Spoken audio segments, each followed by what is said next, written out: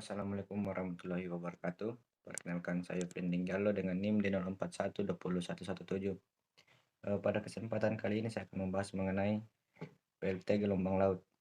Adapun pengertian dari pembangkit listrik tenaga gelombang laut ini merupakan pembangkit listrik yang memanfaatkan energi gelombang laut untuk menggerakkan generator. Pembangkit listrik tenaga gelombang laut ini merupakan energi yang terbarukan. Adapun jenis-jenis PLTGL yaitu yang pertama PLTGL OWC atau Oscillating Water Column yang merupakan salah satu sistem dan peralatan yang dapat mengubah energi gelombang laut menjadi energi listrik dengan menggunakan kolom osilasi. Selanjutnya yaitu PLTGL pelampung buoy yang prinsip kerjanya alat ini akan membangkitkan listrik dari hasil gerakan vertikal dan rotasional pelampung dan dapat ditempatkan pada sebuah rakit yang mengambang atau alat yang tertambat di dasar laut. Wave source atau focus device. Peralatan ini biasa juga disebut sebagai taper channel atau kanal yang meruncing. Dipasang pada sebuah struktur kanal yang dibangun di pantai untuk mengkonsentrasikan gelombang, membawanya ke dalam kolam penampung yang ditinggikan.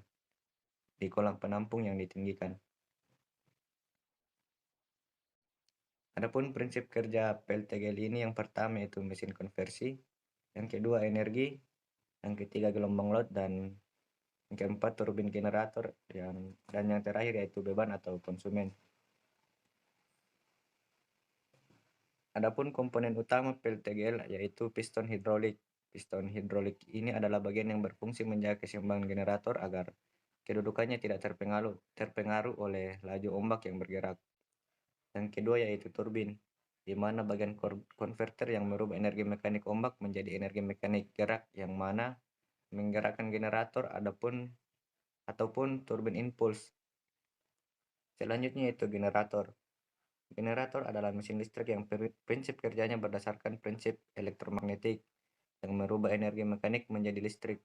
Adapun generator yang digunakan adalah generator 3 fasa dengan frekuensi 50 sampai 60 Hz dengan kapasitas daya yang dihasilkan adalah 2,25 MW. Yang keempat yaitu submarine towers.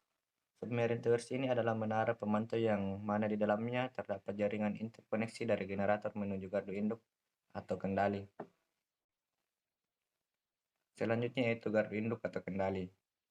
Gardu induk ini adalah tempat kendali di mana energi yang didapatkan ditransformasikan ke grid connection atau saluran transmisi. Adapun di dalamnya terdapat kapasitor atau transformator, trafo step up dan trafo step down. Yang kelima yaitu grid connection. Grid connection ini adalah suatu proses pentransmisian energi dari gardu induk ke saluran distribusi yang mana selanjutnya akan disalurkan kepada konsumen. Secara umum, sistem kerja pembangkit listrik tenaga gelombang laut sangat sederhana.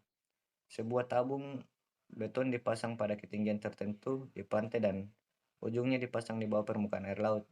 Ketika ada ombak yang datang ke pantai, air dalam tabung beton tersebut mendorong udara di bagian tabung yang terletak di darat. Gerakan yang sebaliknya terjadi di saat ombak surut. Gerakan udara yang berbolak-balik inilah yang dimanfaatkan untuk memutar turbin yang dihubungkan dengan sebuah pembangkit listrik. Terdapat alat khusus yang dipasang pada turbin sehingga turbin berputar hanya pada satu arah walaupun arus udara. Selanjutnya itu kekurangan PLTGL. Yang pertama yaitu diperlukan tenaga ahli. Yang kedua, renewable energy. Yang ketiga, biaya perawatan dan pemeliharaannya cenderung mahal. Yang keempat, konversi mudah. Yang kelima, perencanaan PLTG mudah. Dan yang terakhir yaitu biaya instalasi yang sangat mahal.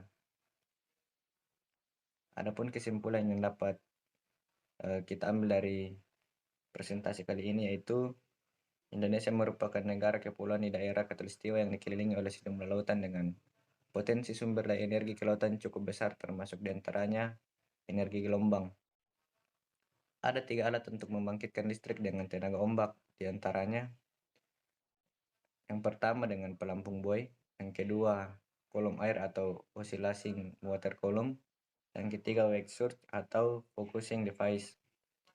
Adapun keuntungan menggunakan pembangkit listrik tenaga ombak antara lain memiliki intensitas energi kinetik yang besar dibandingkan dengan energi terbarukan yang lain, dan tidak perlu perancangan struktur yang kekuatannya berlebihan. Hambatan penerapan sistem pembangkit listrik tenaga ombak antara lain, tenaga ahli yang menghandle sistem ini sangat kurang, kesulitan birokrasi, kesulitan untuk mendapatkan alat-alat yang dibutuhkan, kesulitan dana untuk menerapkan sistem pembangkit ini, serta kesulitan birokrasi untuk menyelesaikan proyek ini dengan cepat.